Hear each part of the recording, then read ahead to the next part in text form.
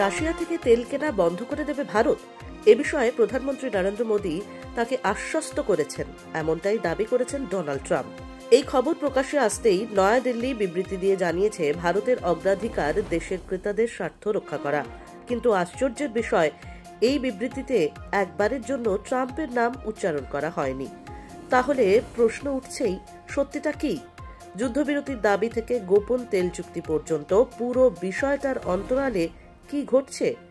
PM cares fund থেকে নোটবন্দি, সব ক্ষেত্রে একটাই ধারা বারবার চোখে পড়েছে, সেটা হলো গোপনীয়তা।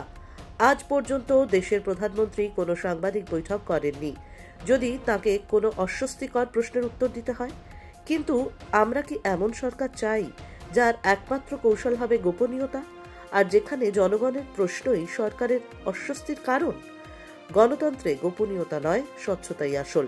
এবার সময় এসেছে প্রশ্ন তোলার, উত্তর চাওয়ার আর সত্যি জানার।